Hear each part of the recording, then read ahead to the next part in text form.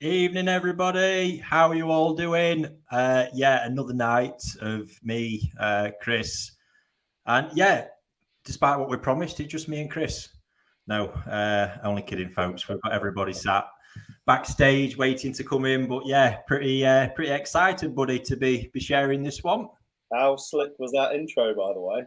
Absolutely awesome. Absolutely hats off to our video guy, Rob. Yes. I told him I wanted something special, and he pulled it out the bag. So, I know we've had quite a bit of anticipation with this, Rick. I mean, this has been a long old journey, isn't it, to get this magazine, all the other features, everything up and running. So, it's great to see. It is all coming together, and I think this is that sort of culmination of the great sort of community. All the people involved we've kind of been working with separately, had some really nice collaboration, really enjoyed it, and finally I thought, you know what, it'd be good if we can get us kind of all together. Not promising every week we'll all be on. We'll certainly mix it up, but there'll be at least 3 or 4 of us every week, with the idea of keeping it topical. So rather than the Q&A format that we're typically following, we're just going to be looking at a topic that we've chose ourselves and discussing it as we like to, and seeing getting all the different opinions on it. Should be interesting viewing. Yeah, so no holds barred, no censorship, that's for sure. And it's, I just want to be clear, this is all our own opinions, each of individual out there putting their views forward based on their experiences and circumstances, and hopefully it can provide value. Obviously, all you guys tuning in with us, please feel free as ever to drop your opinions and comments in. Just want to obviously be clear, it's not a Q&A format like we're doing on a Wednesday. Say it is more topical discussion. But should be a good laugh, mate.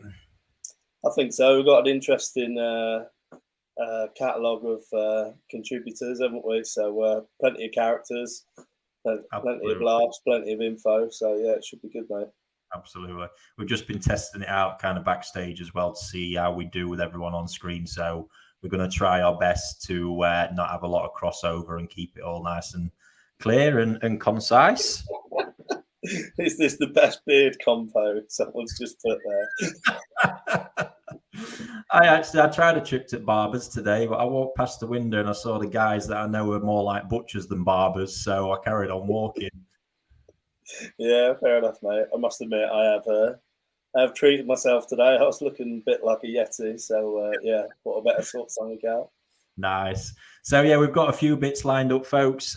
Just going to run you through a few Koi Talk based bits before we get stuck into it. So first one, quite a big announcement. We're going to have a few more coming.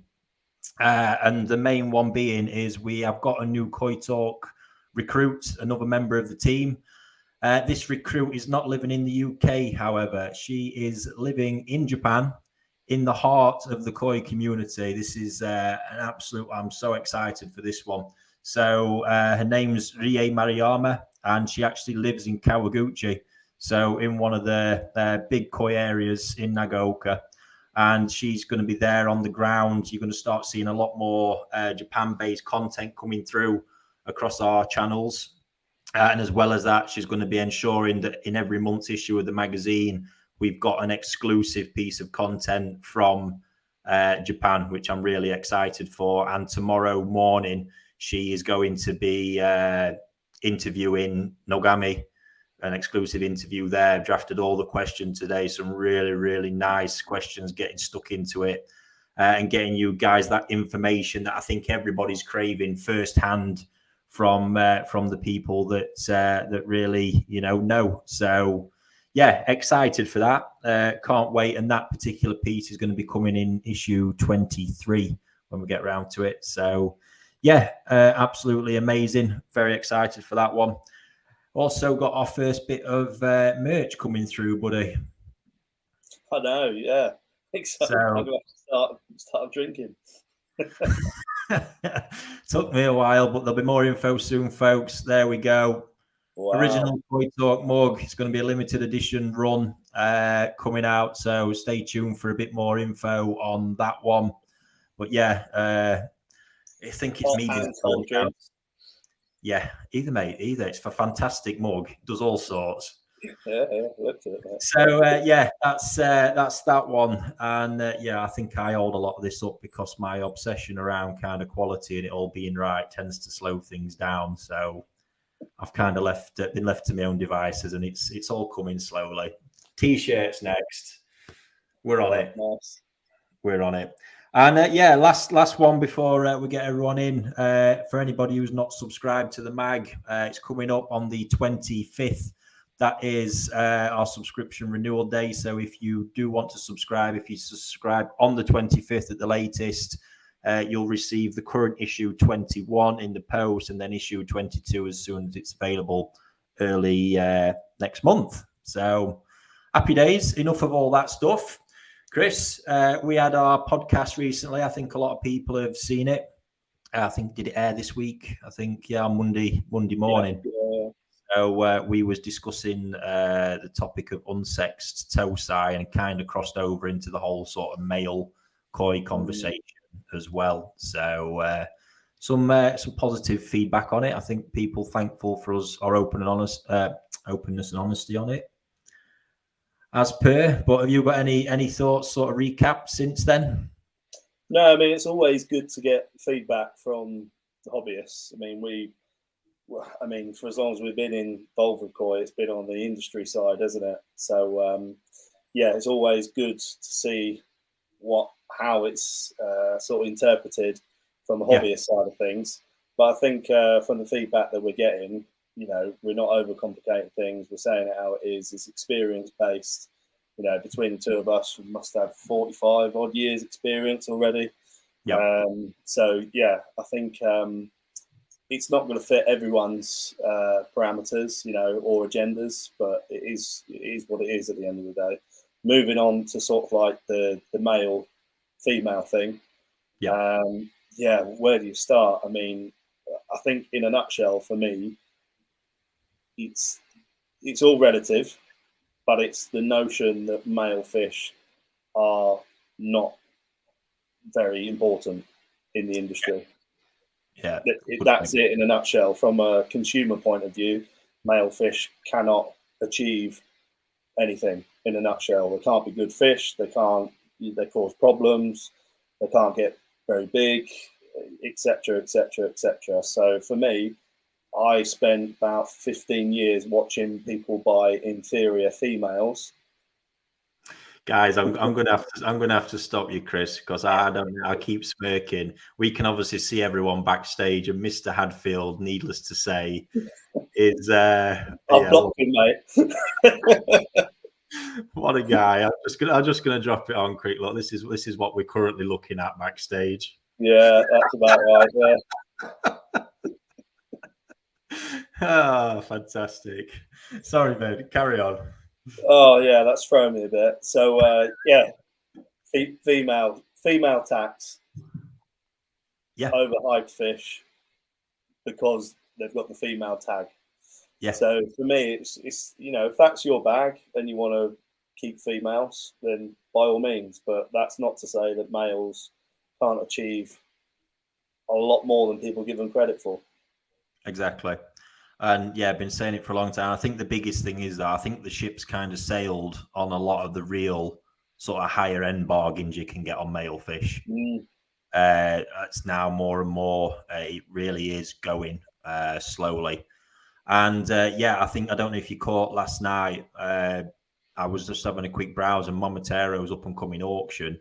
They're the first breeder I've seen listing toe-sai as male or female. Oh, really? Yeah. Not unknown and then female. They've literally clearly stated male or female. It's not female guarantee, which is good. Well, it's clearly stated, so people are aware of the risk. But to the best of their knowledge, it's female or male. So I do get it. I do get it in the sense that if you get a female and you nail it, then fair enough. But obviously the price point is relative at some stage, isn't it? If you're just judging fish based on quality, then a lot of the time the male, not necessarily in terms of the here and now, but moving forward, you haven't got to compete with the issues of the body line is something that massively does my head in. You know, that curvy sort of female side of things, particularly with the cheaper females, you know, getting this sort of unwanted body line. So, yeah, there's pitfalls with both male and female. But ultimately, a lot of the time when people are buying toe sight, the overriding factor for me is always the quality of the fish. Absolutely. Are you happy with the fish, male or female? Yeah. That's it for me. I've never been sort of blinded by the whole has to be female sort of notion. Yeah. But again, that's just an industry take on it. I'm sure from a hobbyist perspective, they might think differently. But yeah, that's my 2 pennies worth in a nutshell. No. Fair play, mate. Fair play. Well, folks, Chris has got to get off. I think you're going on holiday, mate, aren't you? Going on holiday, yeah. I've got a bit of a shock next week, folks, with my main man on holiday. So not only have I got 3 nights to cover on all the content, I've also got to drop back into my day job at Koi Wholesale. So yeah, good luck, mate. That's going to be a shock to the system. Cheers, pal. I hope your holiday is horrendous and your toothache flares up. Oh, mate, yeah. Rest assured, mate, that's fine. But yeah, just on a personal note, it's been a real privilege the last few years getting this off the ground, and the feedback that I get on a daily basis, and sort of just little snippets every now and again out of the blue, sort of in the middle of the night, saying, "Oh, I read this article that you did, and it really made me think about it," and also looking at the hobby in a different light as well. I mean, so hobbies are about enjoyment, not about stress. The amount of people that just change their ethos about the hobby, started to really engage with it. You know, the viewing figures that we get, the engagement that we get, the figures with the magazine, everything about it is telling us that, you know, that there's a lot of enjoyment out there, and it does feel like the tide is turning a little bit. So, yeah, I think just a personal one there. Happy days. So enjoy, mate, and I'm going off for a month when you get back. I'm probably going to need it, mate. You're not going to notice me when I get back. I'm going to have a lovely suntan. Brilliant. All right, guys. Best of luck to the panel, and thanks everyone. Catch you soon, Chris. Right, folks, shall we make a start and bring everybody else in? And then I'm going to, when you see Alan come on the screen, I think we're probably going to have to explain that one straight away. So, evening, Joe. Evening, Ricky. Evening, Krafty. Evening, mate. Evening, Mr. Hadfield. Evening. Evo, how are we doing, buddy? Hey, guys. And Mr. Tait, how are you? Evening. When the banners have passed, there is a very good reason as to why Mr. Tait is looking like that, and I'm going to share a picture up with you all now, and this is going to lead on to the first topic of the evening, which is very non-koi related. However, I think we'll all have some good fun with this, and it could potentially lead to a new range of T-shirts. And we've got Mr. Hadfield to thank for this. The WhatsApp group was going, I was in bed last night, but as I woke up this morning, I thought, what the hell has been going on? And sure enough. So for any Star Wars and Koi fans out there, this is going to be a dream come true. Yes. So well suited to it as well. It blended perfectly. So that is the Koi Emperor. I love it. Well done, Lee. There's plenty more coming. What inspired it, buddy? What inspired it? I don't know. I just had a night in the house with Krafty, and the conversation was boring, so I just picked up the iPad. Fair enough. So, yeah, the question for you guys, because this is what we was debating, and please feel free to pop it in the comments.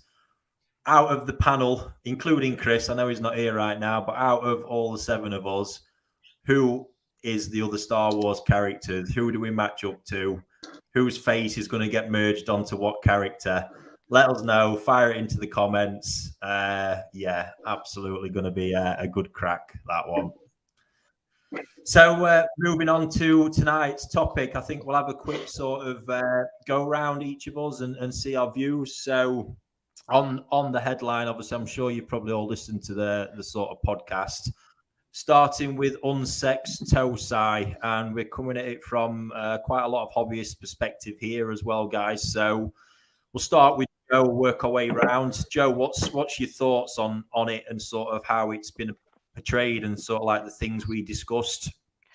Yeah, I just think, like, for me personally, you know, as my eyes developed in looking at koi, and my kind of perspective and take on it is, if I were looking at a fish that really would satisfy my needs in terms of like body shape and pattern, and you know, if you say Kahaku, the Benny and the Shiroji, if it was female, I probably couldn't afford it, because my eye is, you know, advancing every day. So, you know, I've kind of had to shop around in that male market and be more open about the sex of it. But to me, if the body shape is fine and, you know, the other criteria that I would have in mind for a koi is fine, then I don't even look at it. Wouldn't bother me in the slightest. I think the perception is that male koi are all kind of slender and have giant pec fins and, you know, that kind of stuff, or discolored heads or that kind of stuff. And I think that perception is wrong. And I think you can pick up really decent koi for very, very decent amounts if you're open to looking at male fish. So the point I was really getting across, this is the point I really want to dive into a little bit, is if you're we're talking about this from the perspective of it being a considered purchase. So from one of these big farms where we know a decent sum of money is going to be involved, you're buying it unsexed on the hope that you're hoping you've got a 50-50 chance. The reality probably is you haven't. And from my experiences of the fish I've been raising, I would say it's more like a 90% chance it's male. So how do you feel from a consumer's perspective, or would you think of it differently going into the scenario, knowing that it's not actually a 50-50 chance, it's a 90-10?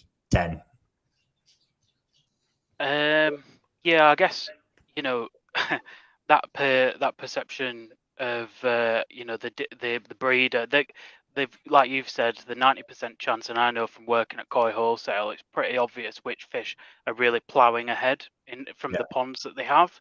And so I guess that in Japan, the best ones, the ones that are really ploughing ahead and more likely to be female, they're going to keep to one side. And it's more obvious that the ones they're going to try to release are those ones that aren't, you know, flying ahead like the ones that are female. So, you know, it wouldn't bother me at all, because with you know, that male fish that's in the Dainichi pond is most likely better than any female that I can get that's been raised at some other farms as well. So, you know, all depends on the, you know, the actual koi itself, I guess. Yeah, nice. So moving on to you, Krafty, because I think be fair to say, you know, I don't think, you know, these super high-end purchases has been a part of your koi keeping journey. So if you was in a position where all of a sudden you decided to go all in one year, buy one of these toe-sai, hoping it was 50-50 being unsexed, how do you think that would leave you feeling, and what's your thoughts on it? My personal opinion on it is that I don't think it really makes much difference to me as a person. If I'm going to look at a toe-sai, I'm going to study what I like about the fish before I actually buy it. So not just pattern, but looking at the body, etc., in the pool of fish that you've got to select from. You know, because from a customer perspective, you're only got the selection of what's actually put out in front of you in order to make the purchase. You know, we haven't got 2,500 fish to sit and look at and spend 5 hours sifting through. You've got, you know, at best 50 fish in a vat. Have a walk round, maybe take 3 or 4 different trips to different places before you actually set like your hand on your wallet and then purchase. And if I was to look at the long game, I think your mindset changes. But again, I think if you're looking at the long game, you're going to be buying more than one toe-sai overall, you know, in order to try and stretch what it is that you've got and then pick from the selection that you've actually bought. Yeah. So you know, for me, it doesn't make a blind bit of difference. And to be quite honest, I would rather pay, you know, the premiums that we're seeing now, rather than and get a chance on getting a good female if that's what everybody goes out to get. But ultimately, I'm looking over quality. I'm looking at quality over the where it ends up, if I'm honest, and aesthetically pleasing to the eye in the pond. Yeah, absolutely. So just seen a nice, interesting comment there, chaps. Come on, you cannot all say that you are not attracted to females. Well, worryingly, obviously, I keep raving on about these males. So, yeah, thoughts on that one, folks? No comment. Brilliant. So moving around then, Lee, what's your thoughts on it all, buddy? Because I know you've obviously you've had a pretty lively Dainichi mail from me, but you knew that up front. Yeah, exactly. And again, you know, I bought that knowing that it was a male, and it's still got one of the best bodies in the pond today. You know, we took all the fish out of the pond a couple of days ago. Krafty, Nigel Williams, and myself, and we went through the whole pond. And he was very impressed with the body on the Shiro, to be honest, and a lot of the males in there as well. On the flip side of things, you know, buying a Tozai unsexed, I've done it a few times last year on the mud pond events, for instance, and I bought a couple through your brother for the All Japan Junior Koi show, and again, I bought them because of the merits of the there and the then. I bought them because I like the traits of the Tozai I bought, and whether they would have turned out male or female, for me, wouldn't have necessarily made much of a difference, you know. However, you know, I think you know as well as I know, I think all of them turned out to be female with banging bodies. So, you know, you can be lucky or you could be unlucky. I was just lucky last year. Outrageous. But again, you know, I think there's a place for males as well as females, you know, and I think you should definitely buy something that you like, and that's it. And what Joe was saying as well about different traits with males, bigger pecs, pec fins and all that kind of stuff. Well, I can tell you something, Joe, not all males have big pec fins, because I'm a male and my peduncle is probably not as big as most. I disagree. It's massive. I've seen it. No, you smelt it. It's a total difference. It smells big. Yeah, you two have been spending quite a lot of time together recently, haven't you? Is there anything we need to know? Oh, mate, we're sort of like Saki growth and colour. We mix well, you know? Brilliant. Love it. So, Yivo, I suppose we can come at this from a bit of a different... You've obviously spent a lot of time in Japan, probably know a little bit more about what's kind of going on industry-wise. You could possibly comment a little bit more from maybe the views in Europe on this, but yeah, do you... Well, actually, the UK is only one... I think, how long is it? I think the UK is now 2 years, no part anymore of the UK, of Europe. Yeah, I have no idea. It still feels like the same, but yeah. So, in my opinion, I think there are two reasons, of course, when we're talking about male fish, and in this case, selecting male Tozai. I mean, in the first opinion of the first thing is that I think we are so focused on females, also because of the shows, because the bigger prizes are won by female fish, right? Yeah. And in my opinion, that is not a problem, because I think we have seen the last few years on the All Japan Koi shows editions, we have seen some very, very high quality male koi. And I think this is a subject that is coming more and more to the hobbyists as well. And yeah, I don't think there are really problems. Of course, when you mix up the males and females, you have fun and some challenges during the spring and hot summers in your pond. But on the other side, I know a lot of hobbyists that mix females and males, and maybe some of the hobbyists don't even realize they have a mixture of males and female koi. For me personally, when I select Tosai or watch Tosai or appreciate Tosai, it's all about the fish itself. I'm not picking it because it's a male or female. It's purely about the beauty of the fish. And I think that is what we all have the same opinions about and the same passion, is that when you select a fish, it's because you like it. And if I like a fish, you probably maybe don't like it, or anyone else. So it's so very personal. And then, yeah, of course, when it comes to the sex of the fish, if it's male or female, it's always some kind of present when it's a female. I had many Atogari fish that end up being male, but even were so beautiful, and it didn't change anything for me. Yeah, no, that's good to know. It's an interesting. I think the bit that just for me personally, because I like people to have the information, it's the whole fact of, like I've said, Momotaro just recently, this up and coming auction, which, guys, you can see it on their website. There's no unsexed. It's male as far as they're concerned, to the best of their ability. Female, or it's male. So everybody knows what they're doing up front, and you can then, when you're bidding like that, you can make a decision. You've got all the information as much as you can in front of you at that time, as opposed to, I think it's more that the feeling that people possibly have been a bit deceived, and people are paying a premium for the fact. I hope my little lad's watching. How are we doing, Arthur? Bless him. It's the fact that you might be, let's say, overpaying on the hope that you've got a 50-50 chance. That's what sort of sparked it for me. I love the points raised so far, that it's such positivity towards it, focusing on the quality, absolutely. But I'd just like to see a change to that part, and just, state it, male or female. And I think the more the sort of stigma goes away that people don't want males, and it is changing, I think we'll see more and more probably of that happening, because I think Momotaro's confident that people already now understand what Momotaro male koi are capable of.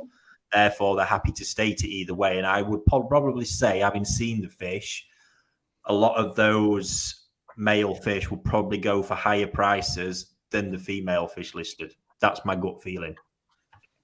Well, so, and I think you are the great example of having a nice male fish. I mean, we get back to this fish every single time. When I was at NND last June, Fujiomo showed me 3 Kindai Showas, and I think they were all 3 male, and I was sold. And I was not the only one, because there were people in the autumn that came to you, saw the pictures of that fish, and they said, I want to buy it. I want to trade it even for a watch.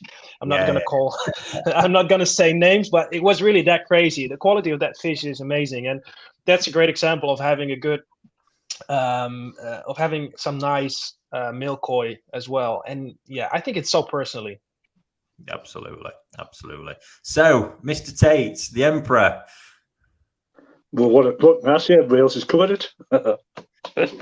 Absolutely. Just for everyone watching again, let's just get that picture on in case anybody missed it. This was Lee's amazing artwork that he sent to us all this morning. There we go. Coming to a t-shirt near you soon. Pre-orders available. Amazing. Love it. So yeah, what's the thoughts, Mr. Tait?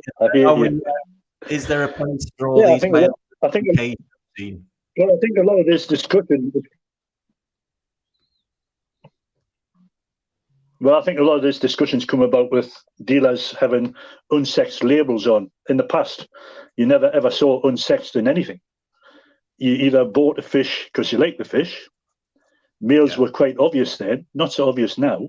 The quality of males now is, you once showed me a male Showa years ago, probably, I bet that would be 8 or 9 years ago, that was stunning. Body shape was superb. And from then, we've seen the change in genetics in the male fish, and we're seeing much better body shape.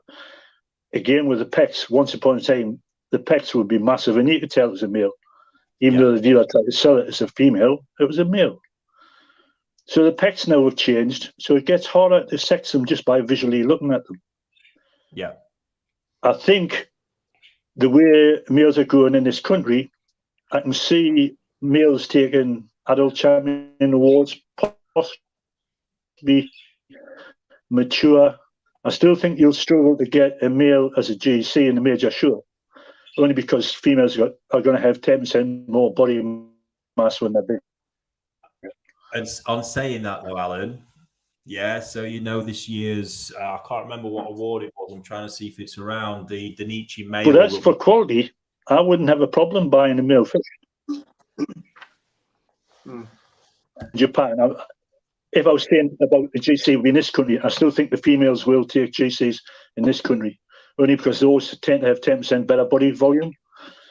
I can see males taking adult awards and possibly major awards, but not GC. I think that's a little way off yet. Probably 5 years. And it'll take you to develop one properly. But it'd take me to buy one because they're out there. And that is something I can't agree. I know there's fish out there that would we've not seen that standard of female in a UK show ever. And they're sat in Japan and they're male. Yeah, well, what I'm saying is I've never seen a male good enough over here to win it. Yeah, I'd agree with that.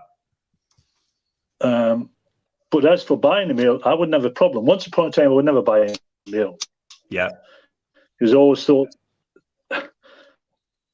my nickname for a male fish then was EasyJet because the pecks were that big it was ready to fly.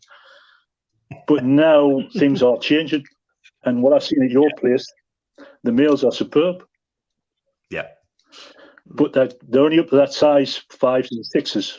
I haven't seen any male bigger that would float my boat. Yeah. I think... but as for buying males, I wouldn't have a problem. Yeah. I think it's fair to say I'm quite humbled that it seems that the tide is turning. I think the message is getting across, looking at all the comments coming through as well. It certainly seems that, that's the general opinion that, we're not bothered either way, focus on the fish. And it's definitely the right mentality to have, for sure. It is. You can get quality body shape on young males now. Yeah. Without a doubt. I've seen a couple of here already that outstanding body shape. So, I think there's a change. And I think the stigma is slowly disappearing from male fish. Is that Krafty's birds I can hear in background? It's either that or I'm going back. I can't even hear it. I'm so deaf. At the room in here, wondering what the hell's going off. I'll move it for you if you want to pull me out, Steve.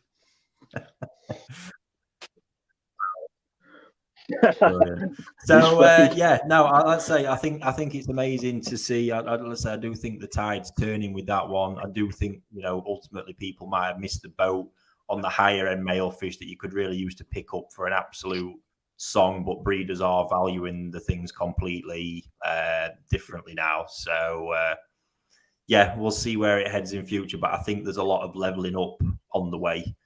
And I do see a day coming where it's happening at some breeders now, where you see the same things actually coming in.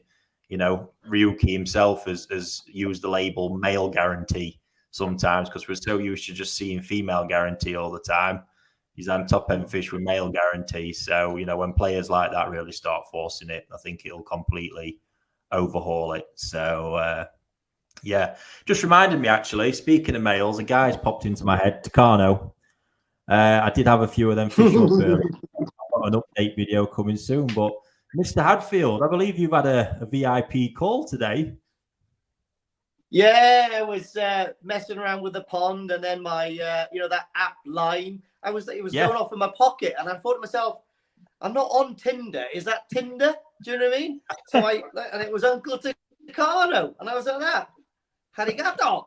And then I went, oh, mate, he just started pissing himself laughing again. But I often get like an odd picture. In fact, I'll send you a picture later on of him with a massive banquet that he was eating. I took a little screenshot. But I think I made an impression with Takano-san over there, and I think he wants to adopt me as a nephew. Absolute friends, friends for life. I love it. Brilliant. So that's actually, I think that's a nice way to, because Tucano, probably like Momotaro, he's spotting male from female at his place is nigh on impossible. It's absolutely crazy. I did a male fish harvest with him, and I was pulling males out at ATCM that were just you. There's not a way you could tell it without knowing. It was just insane. So I mean, you've had a pretty awesome experience there, Lee, and Evo experience with me in autumn for the first time as well. And I think I'll let you guys talk, but I think it's fair to say, there's not enough good things to be said about this bloke at the minute. Yeah, you go there, he's just such a character. He looks like a little Japanese Popeye, doesn't he? And when and now he's gone. Well, I will take it over. I will take it over from here. But yeah, he's right. The first thing is, I was quite serious because you introduced me to him, and it was my first time at his farm and at the harvest in the autumn time. And I introduced myself, and the first thing he did, he was laughing like really, really hard because my name has something in Japanese, has a certain meaning. I'm not going to repeat it here on the live stream because I don't want the live stream to be deleted from the channel. But so he was making fun of me every single 10 minutes. And I do understand it, of course, but it was really funny. So I was quite serious, and I was happy that I was able to join the harvest that day. But he turned the situation and everything around by making jokes all the time. But of course, we're talking about the fish here. So we did a harvest, and I'm not sure if it was a male harvest as well, because we did 2 mud ponds, but I think they were both female. Both. No, actually, he says that, but the problem is he's really not got a clue.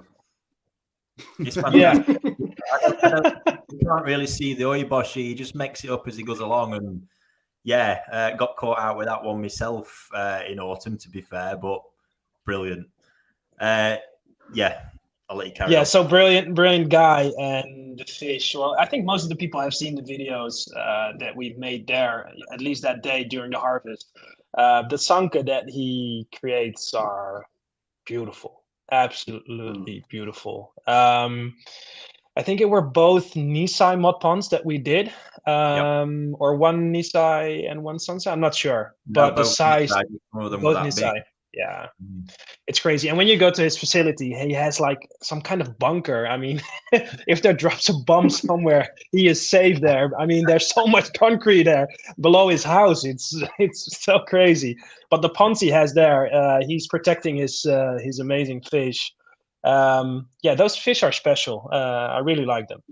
Yeah, absolutely. So have you got any more to add to that, Lee? Now you're back, mate. What happened then? Exactly. He's such a nice character. I think I made a bit of an impression on him, and he was talking to the agent at Sushi over there, and he said, because I give him a special mug and stuff, and he said, if you want, you can go and bowl 5 fish up from my Tatty Star and select one if you'd like to buy it. And I was at that, all right, this is happening quite quick. But even that was a great honor, So we went down to the bunker and bowled up a couple of fish, and then he told me the price, and I was like, okay, I'll think about this. But he took me out for some Wagyu beef then, and we negotiated a price, and I couldn't say no, to be honest. I think how much it was. But anyway, incredible. And like I said, such a beautiful quality of fish, the one I selected did happen to be female.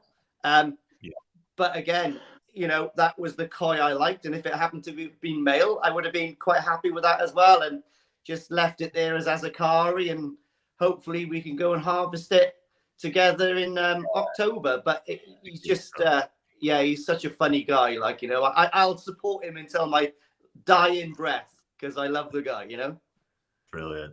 And Joe, you've had the pleasure of witnessing those Tucano Sankis since they got back in the pond. And I'll let you tell people what you think to how they're looking at the minute, buddy. Yeah, they're just absolutely bombing on, to be fair, aren't they? I think they've been around about 25 degrees or something like that. Yeah. In there, and yeah, they're just you walk by the ponds and you kind of walk past it and go, hang on, is that the Tucano pond?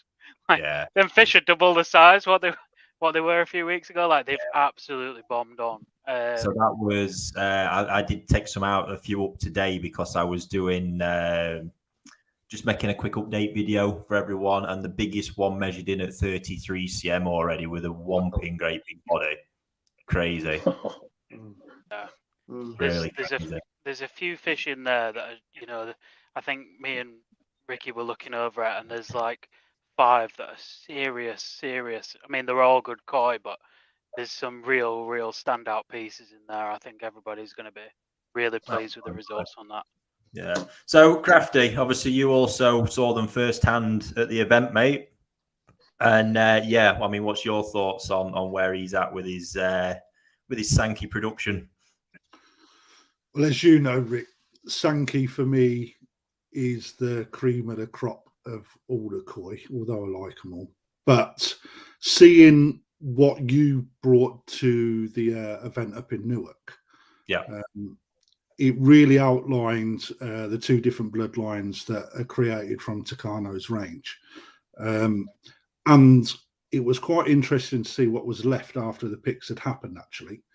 Yeah. And knowing what I went for the bigger body shape out of the 2, but just seeing what you can get from being a small dealer in comparison, should really inspire people to. It should really inspire people to look at seeing where they can go from buying unsexed tozai and pushing them themselves. You don't need to be a master class to sort of grow Sankey or see where you can go with them. But at a hobbyist level, we're never going to have the ponds that he's got, digging them out. But I personally think that they're up there when you start looking at the likes of Taniguchi, etc. They're up there with them as a contender, and they may not even carry the same sort of price tag when you start looking, but you're still going to get an excellent fish for the money, if you're not going to pay that sort of premium, No, well, in autumn, I mean, was at Ryuki's place because he actually bought this whomping 80+ cm male, which won a high honour the All Japan this year, and he actually asked me to stop going. I think that's been one of his nestled away gems for years, and the sort of lid's kind of been blown off of that one. But Mr. Tait, I suppose we should get your opinion as the emperor of the pack. So you obviously saw them at the event, and you'll no doubt get to see them again soon.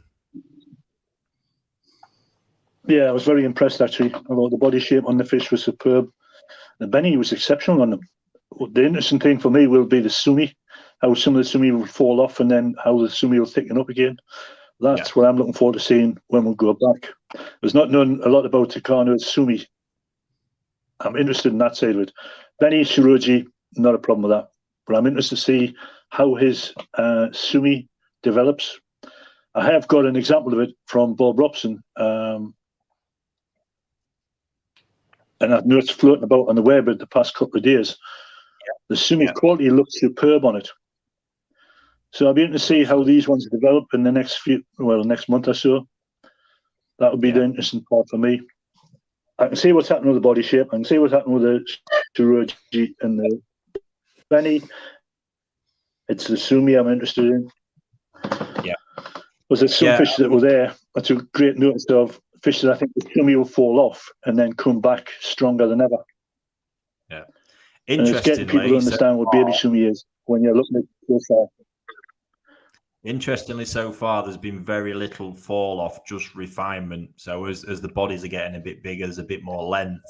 Where it's been heavy, it's just pulling into place nicely. And I think people will be, and I know Joel's pleasantly surprised when they see the update, which I'll probably drop tomorrow at some point. So, yeah, amazing.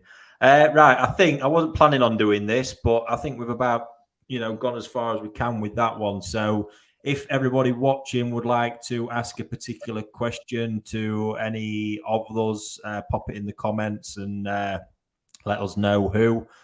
Other than that, Lee, you had another eventful day on your little live scuba diving. Oh yeah, thanks for that, Krafty. I didn't know what was going on, but yeah, thanks, Alan. Alan seems to think I look like a black Zeus, so I've been called worse, But I did struggle. My swim bladder wasn't working as well as I was hoping yesterday or the day before. So, I had to get held down by a net and a couple of pebbles down the chest. But we got there in the end. Didn't we, Krafty? We did. What was quite funny is that you notice he weren't packing much with regards to wages when he came running up. And he kept turning his back because he felt a little bit embarrassed that his cuduncle weren't showing that well. Well, to be honest, the Koi had about another hour before their next feed, and I didn't want to give them an appetite.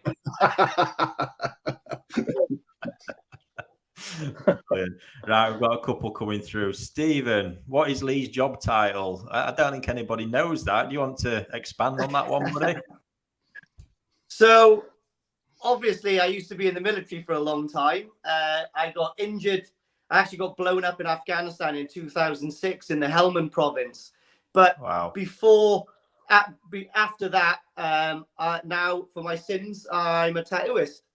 Not my chosen profession. It was just something that found me. I started to tattoo about 6 months before I went over to Afghanistan and got reasonably good at it, really. Just like tattooing some of the lads in the barracks, retouching up some work and then adding to some things and all that. And went over there, got whacked, came back, and I thought, well, I may as well do this now for a living. And that's it. Fair play, mate. Seems logical. Happy days. Here's a great question. Have you ever dropped an expensive koi? So I'm leaving. All right. Brilliant. Let's have a whip round. We'll start with Joe and work round. No, to be honest, I've only until I started working at Koi Wholesale, I was never touching fish. Always in a koi sock. I've played it safe, but now I'm handballing tiny little fish really nervously. But I'm getting there with it. Fair play. Yivo, what have you got to tell us? No, too many. No, I dropped my own fish at the harvest one day. It's a couple of years ago. It was pre-corona, COVID. Yeah. I have to say COVID.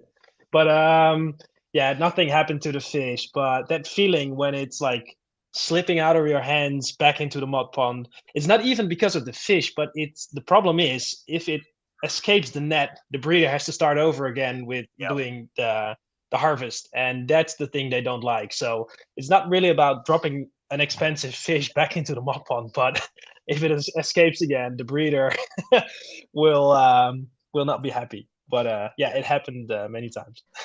Fair play. Krafty?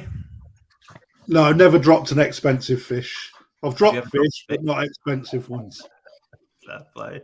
Mr. Hadfield, I don't know if I want to ask this question. I mean, I got hit in the face by a tozai 2 days ago, and it went on the floor. But I suppose most people have been hit in the face by a tozai trying to net them, haven't they? But that's about it. It could be an expensive fish in the future. Who knows? No, maybe. And Mr. Tait? Well, I've never dropped one, but I've seen a Japanese breeder drop a very expensive fish, shake his head, and just walk away and leave it.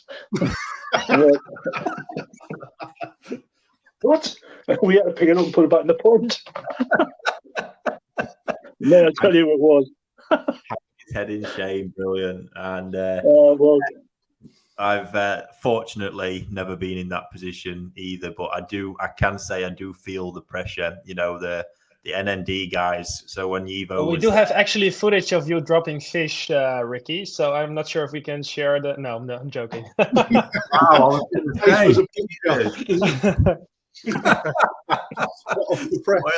Spoiler alert.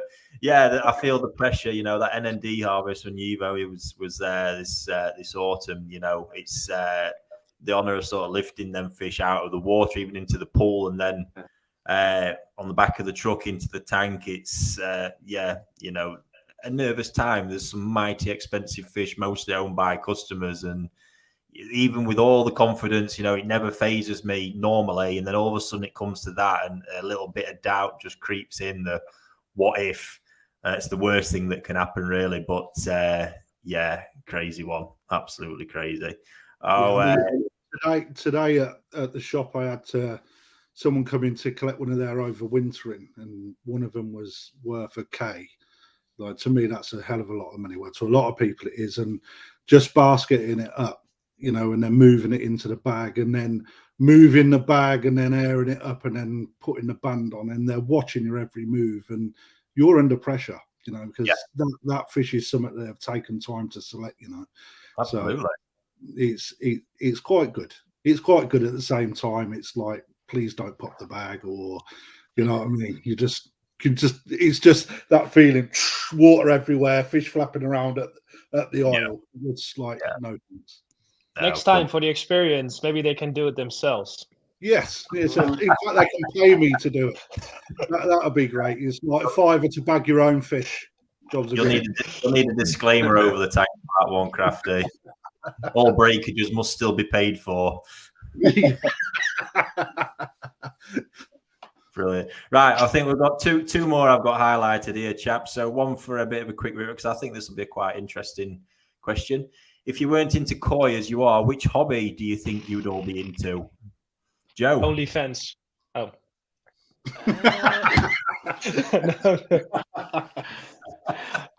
Do you know, I'm quite into bonsai, but I've killed every bonsai I've had. Me too, buddy. Me too. I am awful at them. Yeah, they're just really difficult. But I think I'm just going to stick to aces, nice and easy. But yeah, probably bonsai. Nice. Evo, have we stopped going red, buddy? Oh, you can see it. It's the light. You thought it was me. No, I have a purple light here, as you can see. Maybe it's like no. Yeah, good question. I do like traveling a lot, and I know it's. I'm lucky to travel with what I'm doing right now. So I'm doing two hobbies in once. Everything with koi and traveling, of course. But I'm not sure, to be honest. If I really need to have like a second hobby, well, for me, it's not a hobby. Let's make that clear, because I see it as my business, and of course, it's a hobby, it's a passion. But yeah, difficult one. Good question. I'm not sure. Right. No, let me think about it. We'll come back to you then, Eva. What about you, Krafty? Motorbikes. Nice. I'll be into me big muscle bikes, like naked muscle bikes and all the power. Well, probably bikes to build me pond, actually. But yeah, nice. that's what I'll be doing. That's some commitment, mate. I like it. Again, slightly worried to ask, Mr. Hadfield. Well, I've got into koi specifically because my main hobby got taken away from me. And that was the military. There's nothing like the excitement of a two-way range. There's nothing like going straight down the middle in the middle of an attack. It's fantastic. There's nothing quite like it when there's someone shooting back at you. P.S. Don't visit Swansea. Yeah. So, yeah, my main hobby has been taken away from me. So now I do koi. So this is the rest of my life now. That's it. Is there a way to combine it? Not quite sure, unless I can teach them to shoot back. We'll see. Might give them an auto feeder. Strap an auto feeder to their back. Brilliant. And what about you, Mr. Tait? Oh, it'd be something boring like golf. Oh, there we go. Didn't have you down as the boring guy. I thought you'd be a party animal. Well, I was going to say something else, but I thought, no, I might get wrong for what I was going to say. Fair play. Right, there was, I did change my mind on the last question. I can't see where it's gone. There was another one that sort of cropped up. For me personally, I've absolutely got no idea, to be honest with you. I think the main thing I'm kind of into outside of this is my my football, to be honest with you. My beloved Is that what you call it? Yeah. Absolutely. I don't know what you're laughing at, Mr. Tait. Alan Watt asked a good question in there. To be you know, to bring it back to Koi, is it pointless taking males to a show? Nope, No definitely way. not. And Males, I think that will really trigger a response, because straight away, no is the answer to that. But Al, you know, explain why that is important. males tend to finish up quicker than females. So a young male looks more refined or more finished than a female. The only thing you got to do is condition the chirurgy to get the chirurgy right. That's the hard part. You'll always get some yellow in the skin on the head on a male more than a female, and you've got to get that condition right. My first baby champion at the national was a male fish. It was Sheer Muji 6 months later. But on the day it was superb. But 6 months later I was kind of crap. But I knew that when I bought it. Nice. So yeah, males, there's nothing wrong with taking males to shows. Nice. Go on, Rick. So this one, I'm really directing this one at you, Alan, as well. I want to, as I read this out, really stress the first words in this. So, with the aging population within the GSC, what can you do to introduce a younger population into the process? I really want to strangle you at the moment, young Rick. It is a hard one. I'm trying very hard. I've got one 7-year-old interested in joining the GSC. I've got an 18-year-old that's interested. It's will they have enough knowledge and experience at that age? Hopefully, when I do a benching thing at the Yorkshire Show with them, I'll find out. Ideally, I would love them to come on, because Jasmine had real potential. Anthony is a superb judge. Young Jamie, when we had young Jamie before he got a job up in Scotland, was the future of the GSC. But I've lost 2 of them. I've only got 1 left. I really need some younger faces to bring on. So it's getting people to be interested, their fathers to push them a little bit. It can be male or female. I'm not bothered. If they want to get in touch with me, get in touch with me, and I'll get them on the course. Nice. So we do need younger members. What do you think to that? Do you think the only trouble I can see with the panel I've got in front of us is only probably Evo that's young. Sorry, Alan, we lost you then. You were breaking up. You might get deleted in a minute as well, by the way. But yeah, what about the rest of you guys? Any thoughts to wrap this one up? I guess my thoughts are on it that I joined this hobby during lockdown, and I kind of hope that a lot of people my age were looking for something to do during lockdown. You know, so I think you know, I've seen it at koi clubs and koi shows that there are a lot of young people starting to get into the hobby that are maybe not where, you know, us 6 are right now in the hobby, and it might take a few more years. But I think we've seen an influx in people joining this hobby, and so hopefully that transcends through to the GSC. Yeah, I think overall for me, it's promote. You need to just get more younger people into the hobby, and then let them find their own way. Maybe make the hobby like what we're doing now with all the promotion and your Koi Talk magazines. Make it appeal to the younger generation, possibly with Star Wars T-shirts. Absolutely, could not agree more. So yeah, I can't. But it's wait. already happening.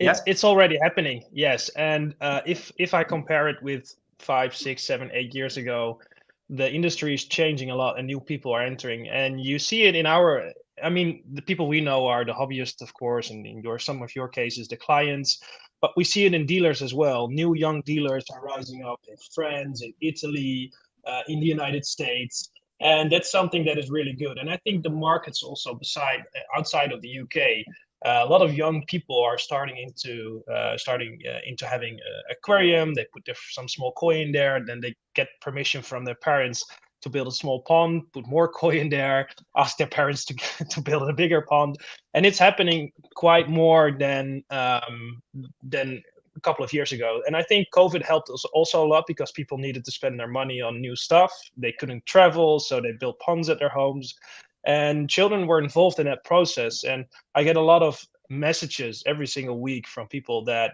just started building their pond, and also kids that are asking me for information about for schools and doing presentations about the Japanese koi because they sell something online. So I do think that our industry is changing, and that's good, and it's something that we all support and we need promote. I mean, that's the main goal, I think, of all we're doing. The same like this, we need to promote the hobby and innovate. That's something that is really, really important. And we also see now that breeders in Japan and like also the Shinkokai and all the bigger associations are trying to innovate with new stuff, with the apps, with certificates, and that's something great to see. I think that's really good for the future of of the koi. Yeah, nice. Very well said, buddy. So there we go, folks. I've really enjoyed that. Don't know about you guys. So, there we go. One last question in there, Mr. Tait. Any pointers on how we can skip that one. Man, you've been levered. It's great. Silence over there. I love it. We should have Ryan also on the live stream. He is going in a vat again. Brilliant. So, yes, folks, I hope you guys have all enjoyed that. I hope everybody watching Yeah, we didn't have Ryan on the live stream. Enjoyed it. And we'll be back next week. Same time, different topic. And there we go. Love it. Thanks all for tuning in. I think we've hit just shy of 400 live viewers at our peak, which is phenomenal. Love the support from that. And we'll catch you all next week. Bye, guys. Okay, guys.